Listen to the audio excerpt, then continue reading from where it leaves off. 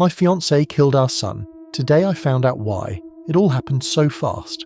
My fiancé and I were sitting on our couch. I'd only proposed the night before, but she was already planning guest lists and cake arrangements. Our baby, Thomas, snoozed in his bassinet. All seemed normal, but as we discussed venues, she suddenly froze mid-sentence. She had a strange look in her eyes, half confusion, half desperation.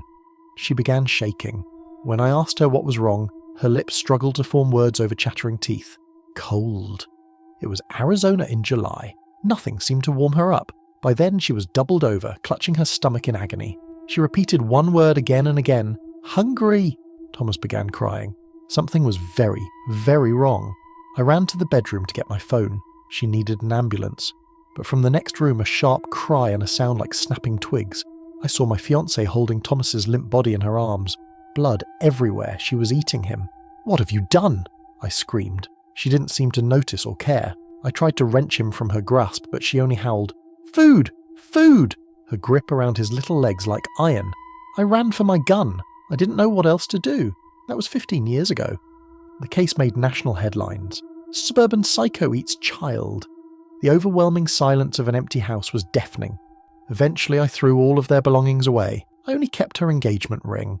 We'd found it hiking in the Sierras just before we learned she was pregnant. A tarnished gold band inscribed with the initials TD, definitely old.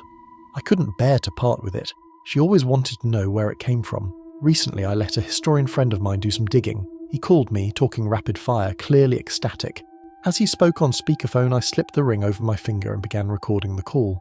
I wanted to preserve this, to honour her memory. "Hi, Mike.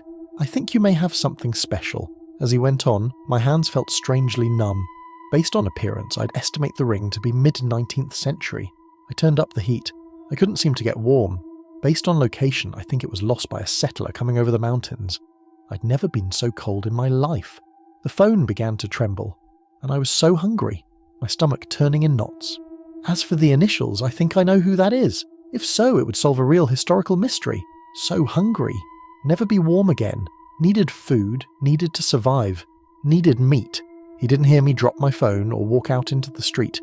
He continued breathlessly to an empty room. "I think TD is Tamsin Donner. Her husband was the leader of a group of pioneers called the Donner Party." From outside, a muffled scream. Her body was never found.